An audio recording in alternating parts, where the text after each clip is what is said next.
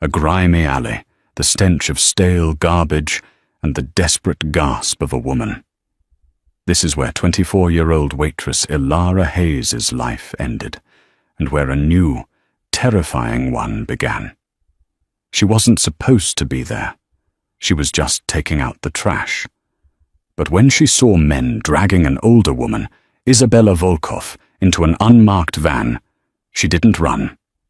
She fought. She saved the mother of Dante Volkov, the most feared man in Chicago. But the real story isn't the rescue. It's what Dante did next. It wasn't gratitude. It wasn't a reward. It was an act so possessive and cold, it stunned his friends and terrified his enemies.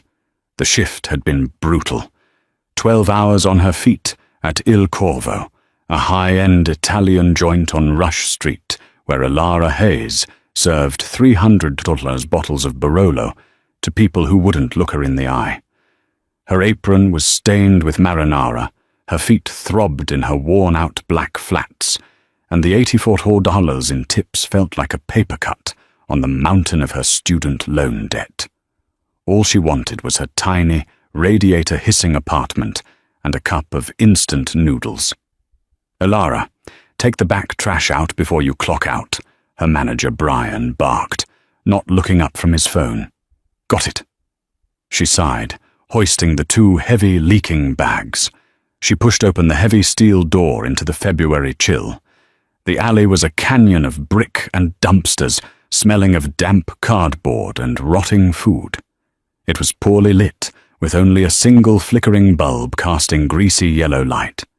She had just heaved the second bag into the dumpster when she heard it. A scuffle. A muffled "No." Ilara froze.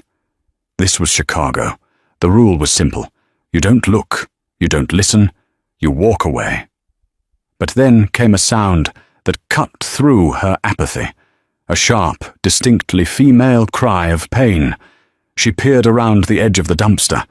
50 feet away, under the halo of the weak light, 2 men in dark suits were forcing an elegant older woman toward a black minivan. The woman, who looked to be in her 60s, with a sweep of silver hair and a pearl necklace, was fighting. She swung her designer handbag, connecting with one man's head. "Get her in, idiota," the first man hissed, grabbing the woman by the hair. Something inside Ilara snapped. It was the exhaustion. It was the frustration. It was the sight of 2 men manhandling a woman who looked like someone's grandmother. Before she could think, her body moved. She scanned the ground, her eyes landing on a loose brick near a pile of construction debris. She snatched it up. "Hey!" she screamed, her voice cracking. "Get the hell away from her!" The 2 men whipped around, their faces masks of pure shock.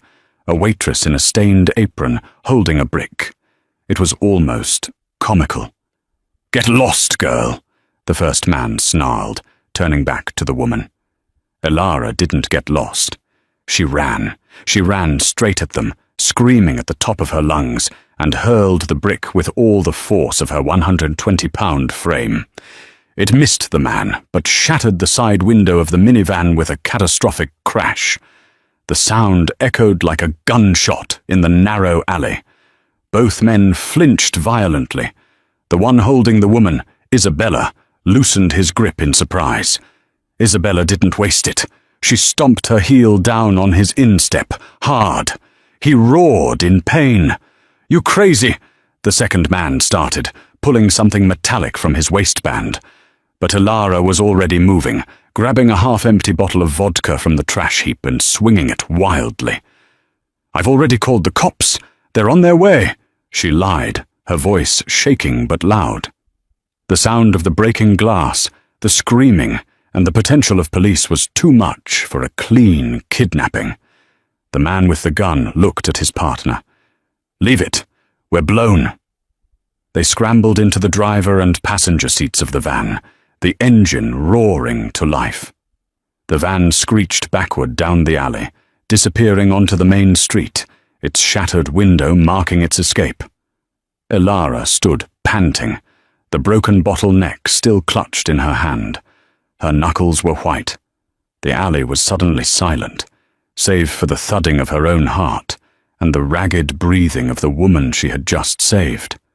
The older woman, Isabella, leaned against the graffiti-covered wall, clutching her chest. Her beautiful silk blouse was torn. "Are you all right, Mum?" Ilara asked, dropping the bottle. Isabella looked at Ilara, her dark eyes wide with a mixture of terror and profound gratitude. "You saved me. You child, you saved me." "Let's get you inside," Ilara said, moving to help her. "We should call 911. "No!" Isabella's voice was suddenly sharp, filled with an authority that didn't match her vulnerable position. "No police, not ever. Please just help me. My son. I need to call my son." Before Ilara could process this, a black sedan, a gleaming Bentley, turned into the alley, its headlights slicing through the darkness and pinning them against the wall like frightened animals. The car stopped. 2 doors opened. A man in a perfectly tailored suit, Marco Rinaldi, stepped out of the passenger side, his eyes scanning the alley, his hand inside his jacket. But it was the driver who held the air. He was tall, impossibly so, and moved with a lethal, fluid grace. He wore no coat despite the cold, just a black button-down shirt that strained against his shoulders. His face was all harsh angles and shadow, dominated by eyes so dark they seemed to absorb the light. This was Dante Volkov. Ilara didn't know his name, but she knew his type. He was the kind of man who owned Il Corvo, not ate there. He was danger poured into a human shape. His eyes swept past Ilara, as if she were part of the garbage, landing immediately on Isabella. "Madre," he breathed, the word a gravelly rasp. He was at her side in 2 strides, checking her for injuries with a desperate, controlled panic. "Dante, I am all right. I am fine," Isabella said, grabbing his arm. "This girl, Ilara, saved my life." Only then did Dante Volkov turn his head. His gaze landed on Ilara. It was not a look of gratitude. It was cold, analytical, and utterly terrifying. He looked at her stained apron, her trembling hands, and the shattered glass on the pavement. He wasn't looking at a hero. He was looking at a complication, a loose end. "Marco," Dante said, his voice terrifyingly calm. "Get my mother in the car. Call Dr. Abrami. Have him meet us at the house." "Yes, Capo." Marco gently guided Isabella toward the Bentley. Isabella looked back, her hand outstretched. "Dante, the girl—" "I'll handle the girl," he said, cutting her off. He took a step toward Ilara. She took an involuntary step back, hitting the dumpster. He was overwhelming, a predator in a bespoke suit. He stopped a few feet from her, his presence sucking all the air from the alley. "You saw their faces?" he asked. His voice was low, smooth, and laced with steel. "Yes," Ilara whispered, her throat dry. "You saw the van?" "Yes, a black minivan. The side window broke it." He nodded slowly, his eyes never leaving hers. He seemed to be calculating 1,000 different equations, and she was the variable he didn't like. "You're a waitress here," he stated. It wasn't a question. "Yes." "Ilara Hayes," he said, reading the name tag on her apron. He tilted his head. "You were very brave, Ilara Hayes, and very, very foolish." He reached into his jacket. Ilara flinched, her heart stopping. She thought, "This is it. He's going to kill me. I saw too much." He didn't pull out a gun. He pulled out a thick, black wallet. He extracted a wad of cash, hundreds, more than she made in a month, and held it out to her. "For your trouble. And for your silence. You saw nothing tonight. You went to work. You took out the trash. You went home. Understand?" Ilara looked at the money. She looked at his impassive, sculpted face. The adrenaline was fading, replaced by a cold, sharp anger. She had just risked her life. She had a brick-sized bruise forming on her shoulder from the recoil, and he was treating her like a problem to be paid off. "I don't want your money," she said, her voice shaking but firm. Dante's eyebrows raised a fraction of an inch. It was the first flicker of genuine surprise. "I said," Ilara repeated, louder, "I don't want it. I'm glad your mother is safe. Now if you'll excuse me, I need to clock out." She tried to push past him. His hand shot out, grabbing her upper arm. His grip wasn't brutal, but it was an iron trap. It held her fast, and the contact sent a jolt of pure, undiluted panic through her. "You don't get to walk away," he said, his voice dropping to a deadly whisper. "You may not want my money, but you're now part of my problem. They saw your face. They know you're a witness. You saved my mother, yes, but you also made yourself a target. I can take care of myself," she stammered. A dark, humorless chuckle escaped his lips. "With a brick and a vodka bottle? Against Viktor Petrov's men? You're a child." He looked back at the Bentley, where Marco was waiting by the open rear door. His mother was watching through the tinted window. His decision was made. "What are you doing?" Ilara whispered as he began to pull her toward the car. "My mother called you an angel," Dante Volkov said, his grip tightening. "But you're a witness, and I don't leave witnesses to chance." "You can't do this," she cried, pulling back. "This is kidnapping." "No," he said, opening the car door and effortlessly pushing her inside, sliding in beside her. The door shut with the heavy, final thunk of a vault. "This is protection. My kind of protection." Marco got in the front, and the Bentley pulled smoothly out of the alley. Ilara looked out the window at the dumpster, the broken bottle, and the life she had just lost. Dante Volkov hadn't thanked her. He hadn't praised her. He had taken her. That was what he did next. And as Ilara sat trapped between a Mafia boss and his consigliere, she realized this was the moment that shocked everyone. Not the attack, but the fact that the savior was now a prisoner. The ride was silent, but the silence was a living thing, heavy, oppressive, and smelling faintly of Italian leather and Dante's expensive sandalwood cologne. Ilara sat perfectly still, her hands fisted in her stained apron. She was acutely aware of the man beside her. He wasn't looking at her. He was staring out the window, his jaw tight, his reflection a cold mask in the glass as the city lights of Chicago streamed past. In the passenger seat, Marco Rinaldi spoke quietly into a phone, his voice a low, urgent murmur. "Yes, full lockdown. Double the perimeter at the lake house.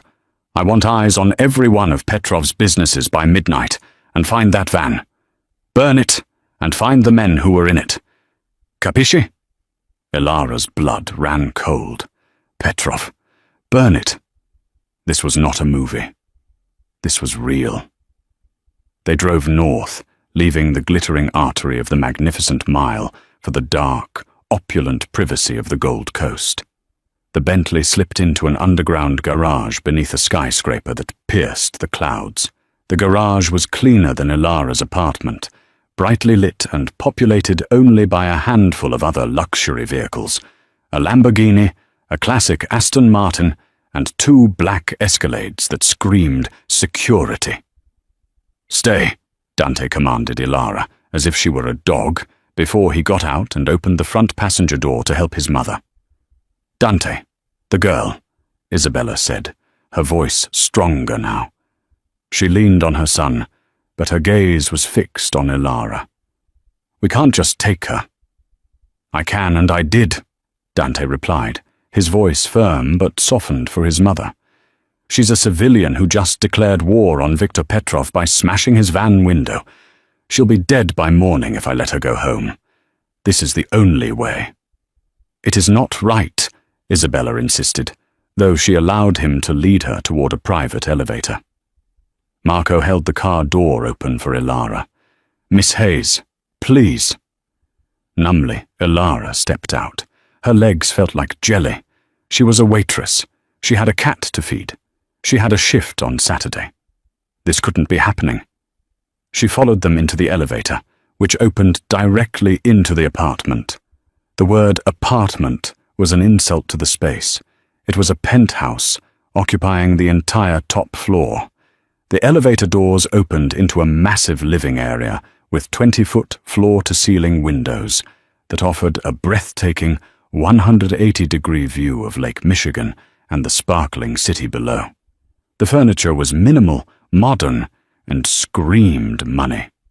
It was beautiful, sterile, and as welcoming as a block of ice. "Marco, take my mother to her suite. Have Dr. Abrami brought up the service elevator," Dante ordered. "I'll deal with her." Marco and Isabella disappeared down a white marble hallway. Ilara was left standing alone with Dante Volkov in the center of the cavernous room. The silence stretched, amplified by the sheer size of the space. Dante loosened his tie, his eyes finally settling on her, and this time she felt the full, crushing weight of his attention. He was assessing her, cataloguing her. The cheap shoes, the fraying thread on her apron, the tremor in her hands. "You live at 1412 North Ashland, apartment 3B, he said. Ilara's stomach plummeted. "How did you know that?" "My men ran the name on your apron 5 minutes after we left the alley. They are at your apartment now, collecting your things." "My things? You can't just go into my home," she cried, her voice echoing in the sterile room. "I have a cat. Milo, you have to let me—" "The cat will be taken care of," he said dismissively. "It will be brought here." This casual violation of her life, her home, broke through her fear. "You think you can just do this? You think you can just decide to take care of my life? I saved your mother. This is insane." "What you did was insane," he retorted, his voice dangerously low. He walked toward her, circling her slowly, like a shark. "You, a waitress, attacked 2 armed men. What did you think would happen? You think they just forget your face? You think you go home, feed your cat, and it's over? You're a loose end. Petrov's men will come for you, to silence you. And they won't be as gentle as I am." "Gentle? You call this gentle?" She shot back, gesturing around the opulent prison. "You're alive, aren't you?" he snapped. "You're not in a trunk. You're not at the bottom of the Chicago River. You're in the safest place in this city. You should be thanking me." "Thanking you? You abducted me. You have no right." He was in front of her now, so close she could feel the heat radiating from him. He was a furnace of controlled rage. "Right? I am Dante Volkov. My right is protecting what is mine. And my mother is mine.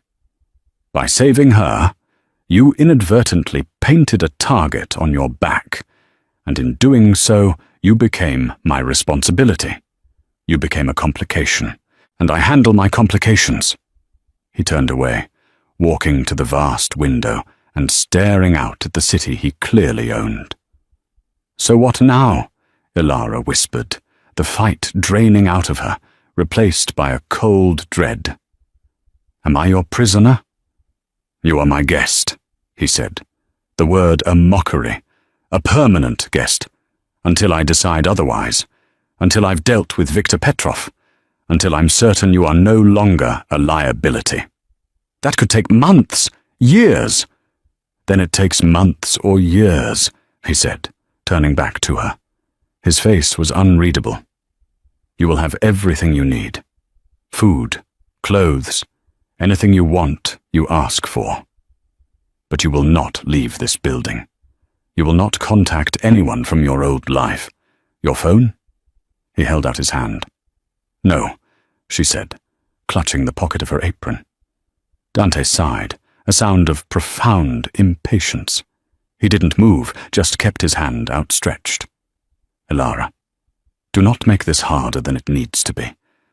Give me the phone." She hesitated. It was her last link, her one connection to the world she understood. "I can have one of my men take it from you," he said softly. "He will not be as polite as I'm being.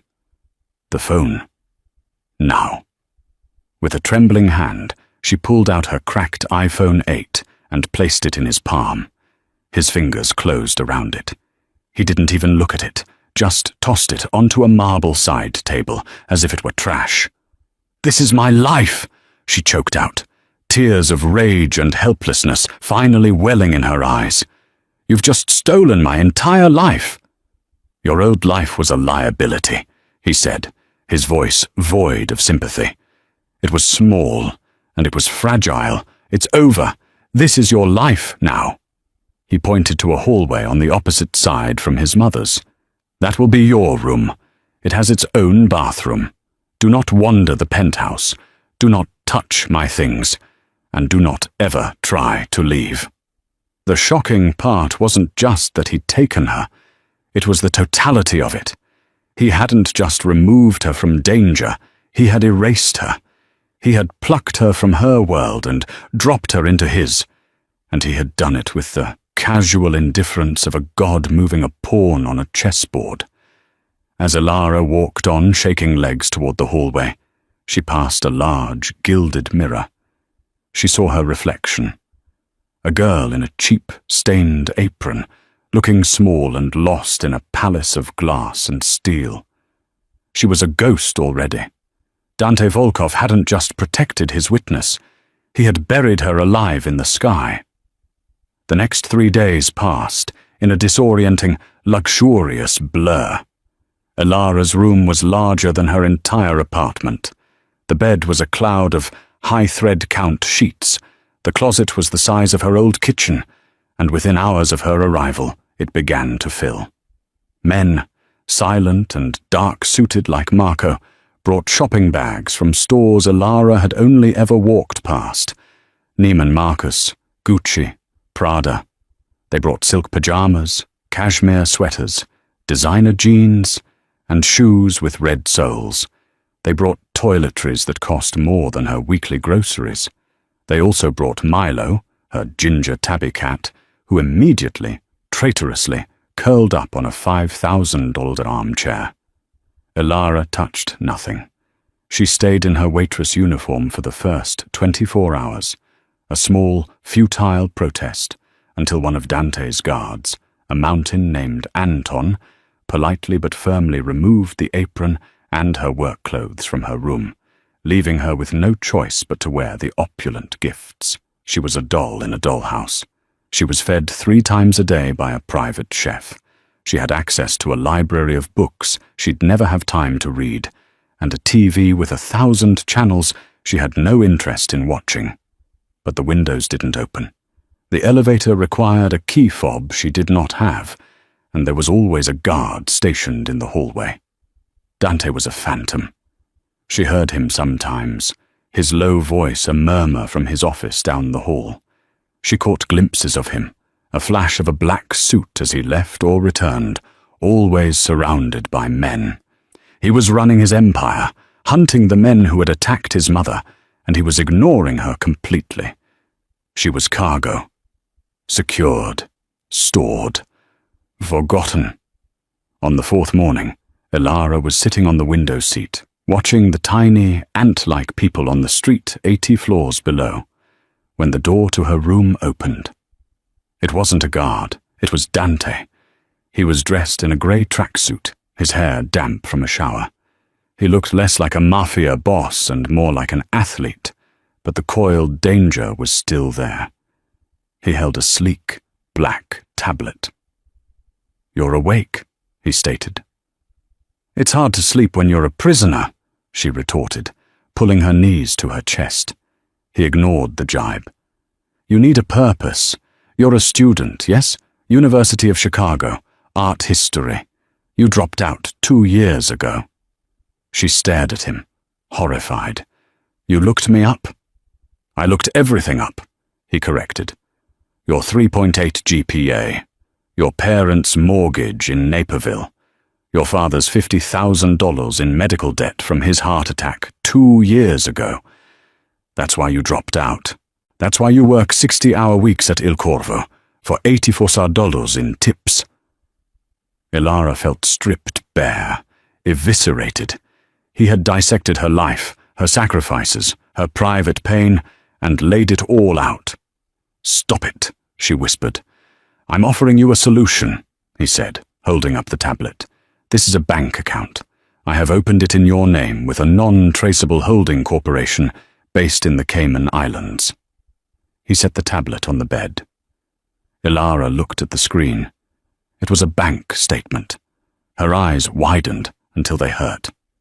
The balance read, 2,000,000. "What is this?" she breathed. "It's the price of your silence, the price of your life. Your father's medical debt will be paid in full by noon today. Your parents' mortgage will be satisfied by tomorrow. This is for you, for your trouble." Ilara looked at the number. $2 million. It was a lifeline. It was an escape. It was everything she had ever dreamed of. It would solve every problem she had. "What's the catch?" she asked, her voice hollow. "You stay here until I've eliminated the threat from Petrov," he said. "When it's over, my men will give you a new identity, a new passport. You can go anywhere in the world. Finish your degree in Florence. Buy a villa in Spain. You will be free, and you will be rich. All you have to do is stay quiet and forget you ever met me or my mother. Forget Il Corvo. Forget that alley." It was the perfect deal. A golden ticket out of her life of struggle. Ilara Hayes looked at the screen, at the number that represented freedom. She saw her father's face, grey with worry over the bills. She saw her mother, skipping meals to make ends meet. And then she looked at Dante Volkov, at his cold, handsome face, and she felt a surge of revulsion so powerful it made her dizzy.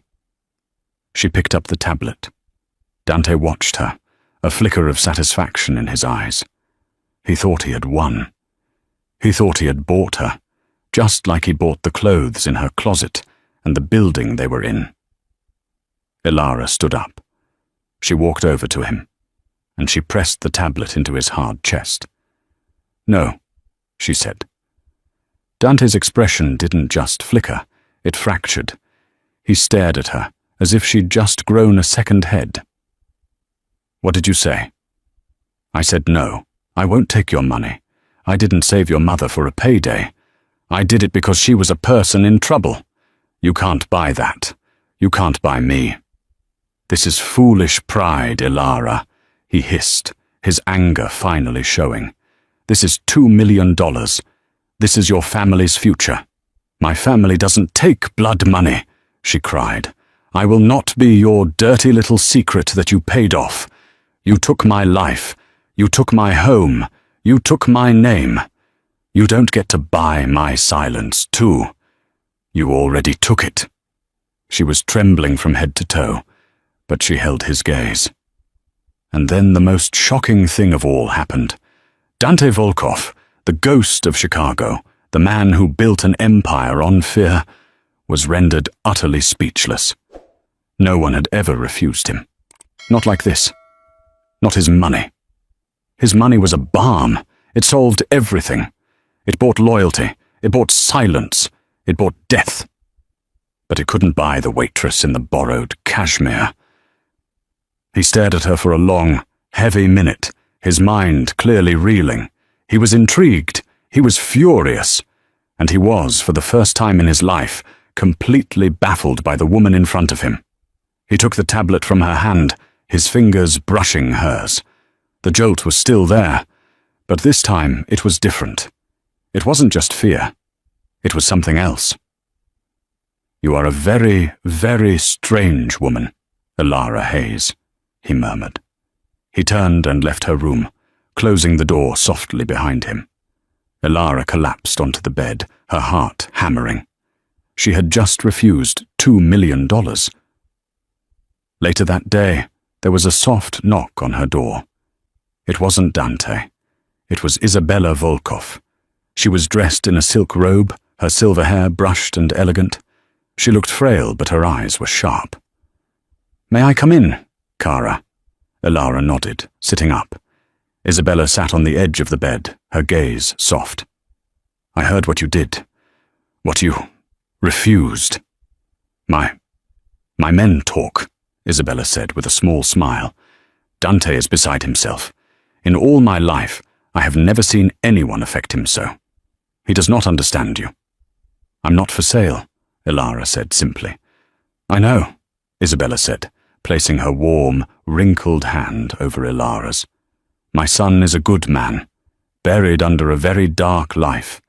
His father, Dante's father, was murdered in front of him. He was only 15. He was forced to become what he is, to protect me, to protect his familia. He built these walls." She gestured around the penthouse. "Around his life, and around his heart. He sees everyone as a threat or a pawn." "He sees me as a liability," Ilara said bitterly. "He did," Isabella corrected. "But now he is shocked. You are the first person in a decade who wants nothing from him. The first person who has shown him genuine, selfless courage. He doesn't know what to do with you." Isabella squeezed her hand. "Be patient with him, Ilara. You frightened him more than Petrov's men did. You saved my life, but you may be the only one who can save his." Isabella left. Ilara was alone again. But something had changed. The shock of her refusal had sent a crack through the foundation of Dante's world. He had tried to pay her off, to categorize her and file her away. But she had refused, and in doing so, she had done the one thing that made her infinitely more valuable and infinitely more dangerous to him. She had made him see her. The dynamic in the penthouse shifted. It was subtle, but palpable. The air crackled with a new, unspoken tension. Ilara was no longer just a prisoner. She was an anomaly, a puzzle Dante Volkov couldn't solve. He stopped avoiding her. He began to observe. He would find her in the library, curled up with a book on Renaissance art.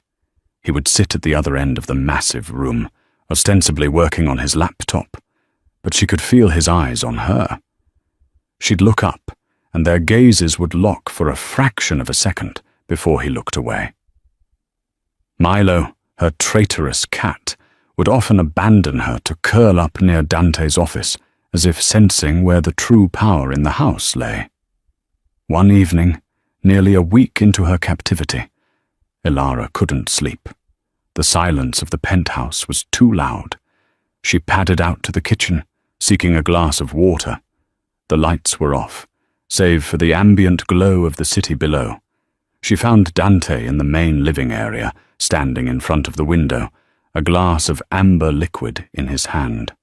He was in a black t-shirt and sweats, and he looked exhausted.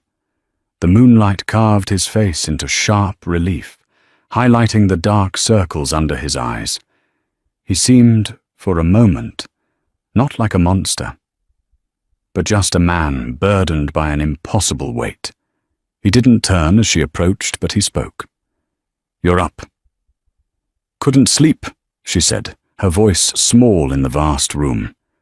She stood a safe distance away. "You?" "I don't sleep much," he replied.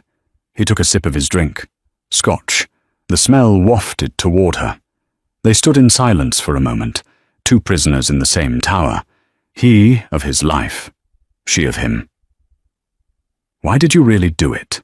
he asked, his voice low, still watching the city. "In the alley.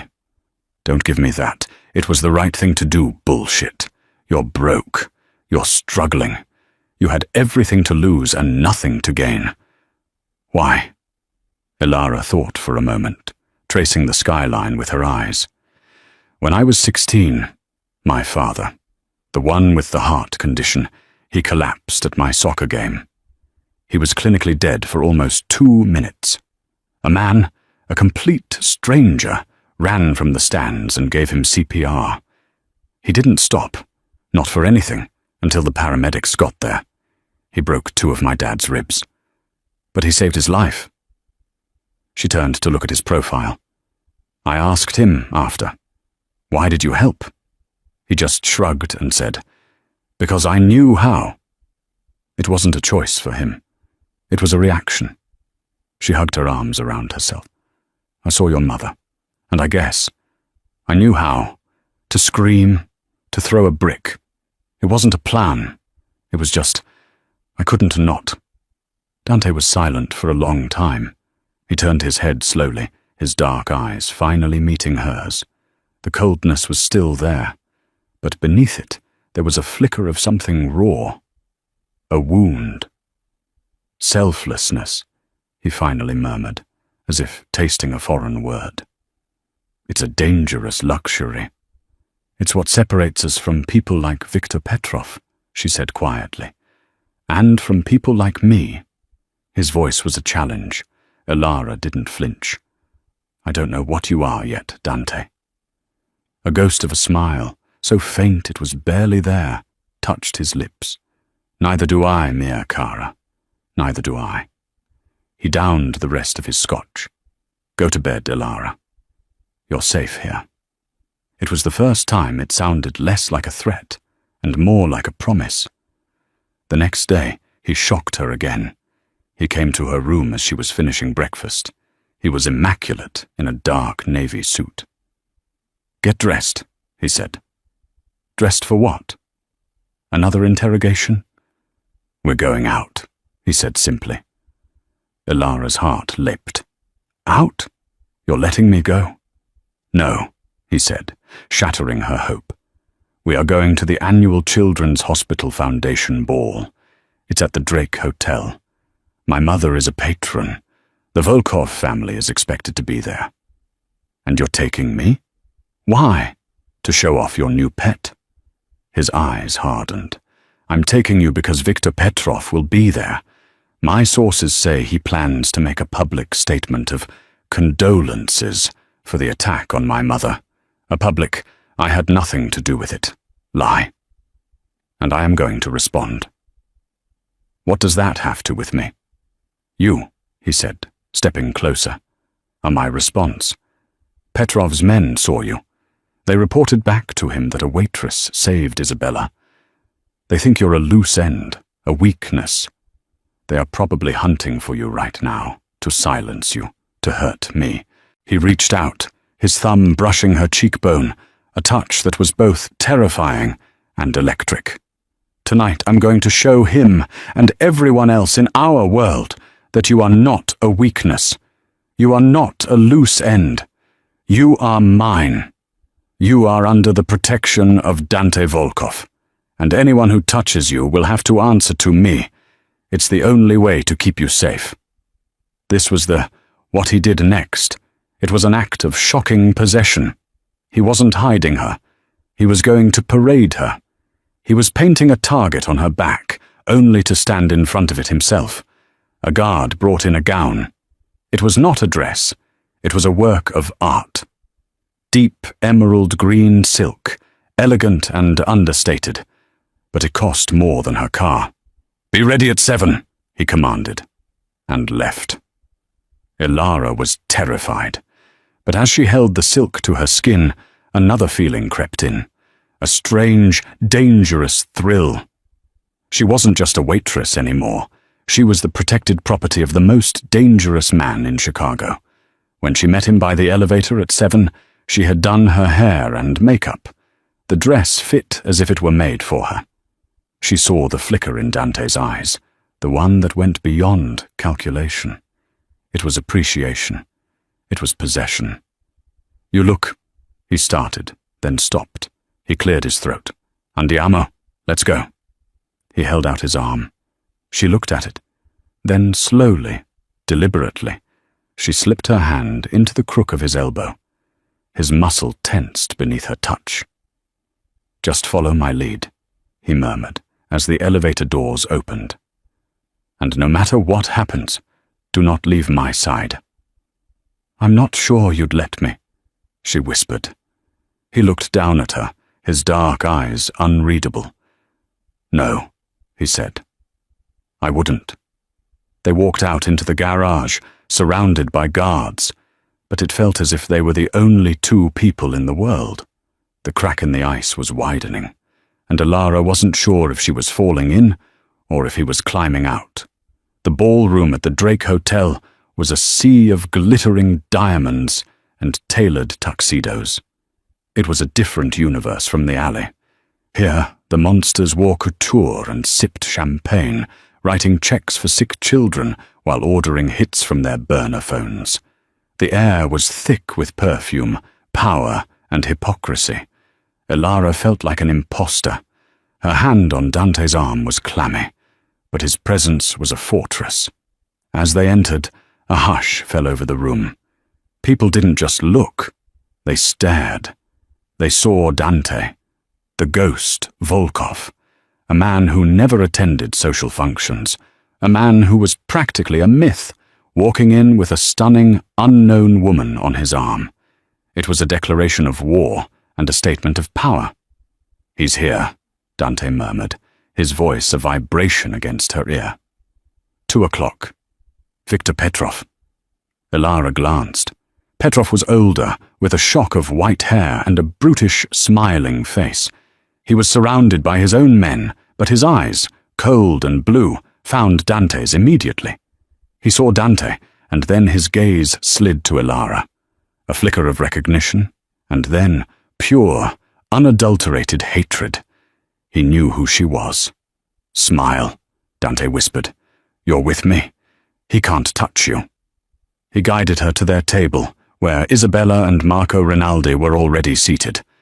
Isabella looked radiant, her health restored. She beamed at Elara. Elara, tesoro, you look breathtaking. She kissed her on both cheeks, a public and deliberate show of affection. This was the second part of the statement. Elara wasn't just protected by Dante, she was beloved by the matriarch. Marco stood, his smile as polished as his shoes. Miss Hayes, a pleasure to see you again, under better circumstances. Marco? Elara nodded, a prickle of unease settling on her. There was something about Marco's perfect smile that felt wrong, but she dismissed it. He was Dante's most trusted man, his consigliere. The evening wore on. Dante was a magnetic, brooding presence at her side. He kept a possessive hand on the small of her back, introducing her to no one, but letting everyone see. It was the most terrifying and the most protected she had ever felt. I need some air, she finally whispered to him, overwhelmed by the staring and the suffocating tension. I'll come with you, he said instantly. No, please, she insisted, needing a moment of sanity. Just to the terrace. I'll be 5 minutes. Your guard can watch the door. She pointed to Anton, who was standing like a gargoyle by the ballroom entrance. Dante searched her face, his paranoia warring with her request. Finally, he nodded, a tight, sharp gesture. Anton will be right outside the door. Do not. Go. Anywhere. Else. She nodded and slipped away.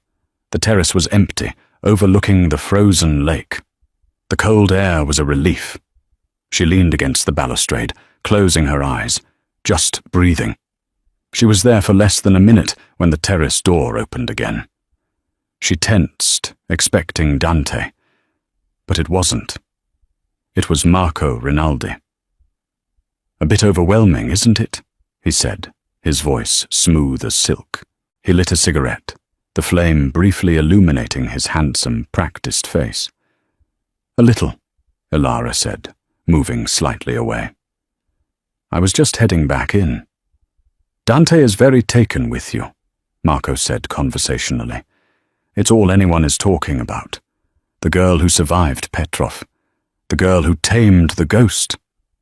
I don't know what you're talking about, Elara said, her hand on the door handle. Don't you? Marco took a drag from his cigarette. It's fascinating. He's so predictable in his unpredictability. He was always going to react badly to an attack on his mother. A cold dread, heavier than the Chicago winter, began to settle in Ilara's stomach. "What do you mean?" "The attack," Marco said, "was supposed to be a failure, a scare, just enough to rattle him, to make him look weak, paranoid, to make his captains question if he was losing his grip. Petrov's men were just supposed to grab her and be interrupted by my men, playing the hero, a simple plan." Ilara's blood turned to ice. She couldn't breathe. "Your men?" Marco looked at her, and the charming mask fell away. Beneath it was a chilling, reptilian ambition. "You," he hissed, "were not part of the plan. You and your goddamn brick. You ruined everything. You turned a simple scare into a failed kidnapping. You made Petrov look incompetent, and you made Dante look strong. He took you. He protected you. He brought you here. He was supposed to fall apart. Instead, he's consolidating." It hit her like a physical blow. The twist. The snake. It wasn't Petrov.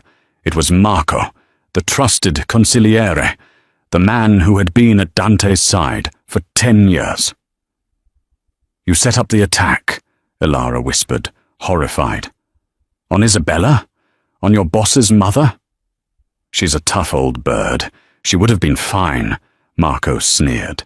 "It was business. Dante is too cold, too controlled. He's not his father.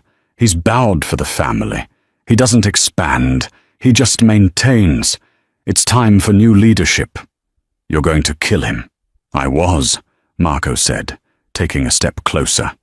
"I was going to use Petrov as the blunt instrument. Let him and Dante bleed each other dry, and then I would step in and restore order. But you've complicated things, Ilara. You've gotten too close." He was inches from her now. "Dante trusts you. He's soft for you. And now you know, another goddamn loose end." Ilara's mind raced. Anton was outside the door, but Marco was between her and the door. "He'll kill you for this," she breathed. "Not if he's dead first," Marco replied, "and not if you're the one who did it." Before she could scream, he grabbed her. He was stronger than he looked. He slammed her back against the balustrade, his hand clamping over her mouth, suffocating her. "You're going to have a tragic accident, Miss Hayes. A broken heart. You're going to throw yourself right off this terrace. Dante, distraught, will be so easy to console." She fought, kicking, scratching at his hand, but he was ruthless. He was forcing her backward, up against the railing.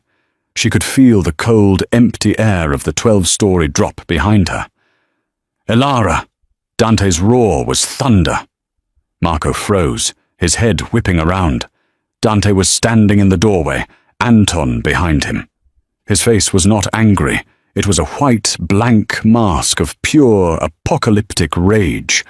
In that split second of hesitation, Ilara acted. She bit down on the flesh of Marco's hand. Hard. Marco yelled in pain, his hand flying from her mouth. Ilara didn't scream. She grabbed the champagne flute he'd set on the railing and smashed it against the brick. "I told you not to leave my side!" Dante roared, already moving, but Marco was faster. Marco saw it was over. His plan was ashes.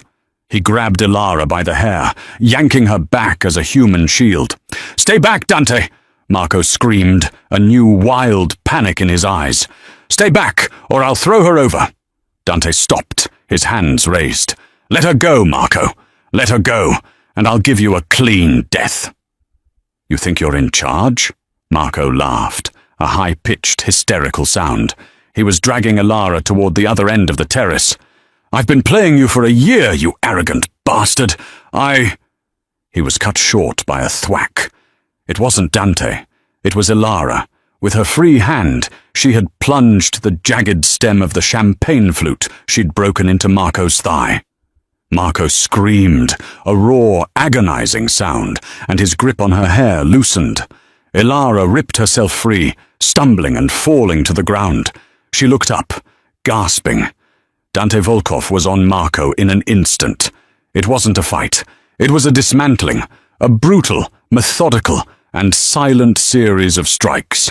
A right hook to the jaw that snapped Marco's head back, a crippling blow to the solar plexus. As Marco crumpled, Dante grabbed the front of his tuxedo, slammed him against the wall, and put his hand around his throat. Dante's chest was heaving. He looked at the man who had been his brother, his friend. The betrayal was a living thing in his eyes, hotter and more painful than the anger. "Why?" Dante choked out, his voice cracking for the first time. Marco just laughed, blood and spittle flying from his lips.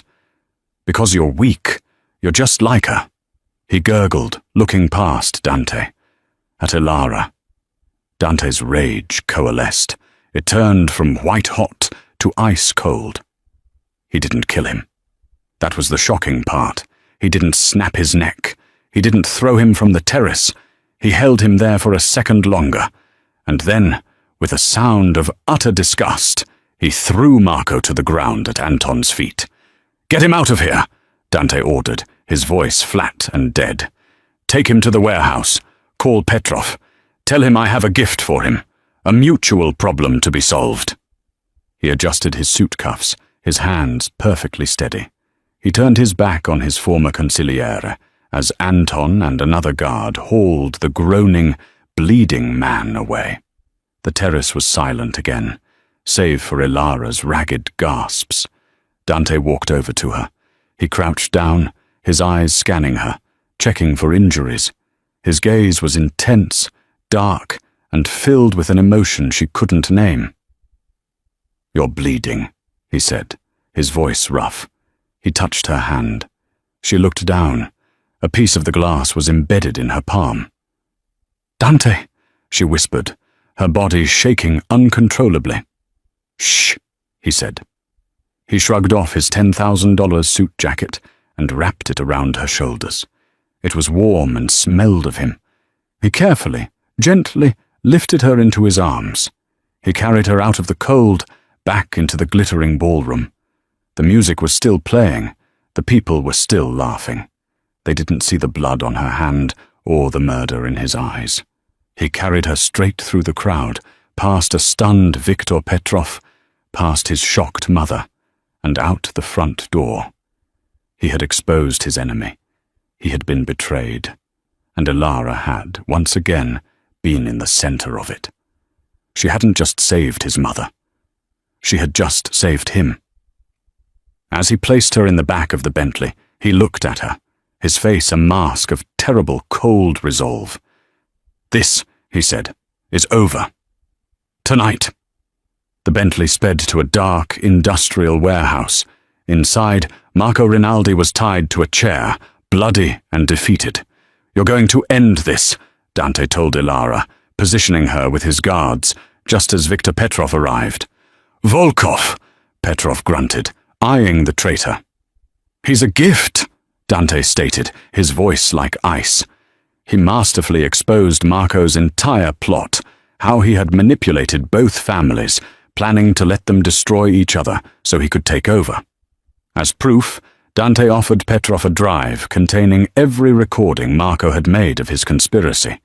"I give you Marco," Dante offered. "In exchange, you get the drive, and we call a permanent truce." Petrov's eyes narrowed. "And the girl?" Dante moved, shielding Ilara with his body. He looked straight at his rival. "The girl is not part of the deal," he declared, his voice a low growl. "She is not a token. She is mine. She is Volkov, and she is off limits. That is non-negotiable." Petrov, seeing the lethal conviction in Dante's eyes, finally nodded. "We have an understanding." He had his men drag the screaming Marco away. The war was over. Dante had won. He turned to Ilara. "Now we go home." The drive back to the penthouse was silent. As dawn broke, Dante led Ilara to his own suite. He gently stitched the cut on her hand, his precise movements a stark contrast to the night's brutality. His killer's hands were surprisingly tender. When he finished, he dropped the ultimate shock. "It's done," he said. "The threat is gone. You're free to go." He told her the $2 million and a new identity were waiting. She could go to Florence, study art, and forget him. After claiming her so publicly, he was letting her go. But Elara shook her head. She looked at the man who was both her captor and savior. "I can't go back," she whispered. "You were right, that life is over." She stepped toward him, placing her hand on his chest. "You're a monster, Dante. But you're my monster." He stared at her, his composure broken. He warned her, "This is still a cage, Elara." "I know," she replied. With a groan of raw desperation and desire, he crushed his mouth to hers. It was not a gentle kiss. It was a claiming. It wasn't a fairy tale. It was a choice. She had saved his mother, and now, by choosing to stay, she was saving him. That, my friends, is where Elara's story truly begins. She saved the mob boss's mother. But what he did next wasn't just to kidnap her or claim her. It was to give her a choice. And her choice, to stay, was the most shocking twist of all. She didn't just fall for the dark hero. She stepped into the darkness with him, with her eyes wide open. But a life with Dante Volkov is never simple. The truce with Petrov is fragile, and there are other families who saw Dante's weakness for a waitress. Can Elara survive being the one thing the invincible ghost of Chicago can't bear to lose? The shadows are long, and the knives are sharp. What did you think of Elara's choice? Was it brave, or was it foolish? Let me know your thoughts in the comments below. If you loved this story of dark romance and shocking twists, make sure to hit that like button. Share it with a friend who loves a good drama, and please subscribe to the channel for more stories just like this one.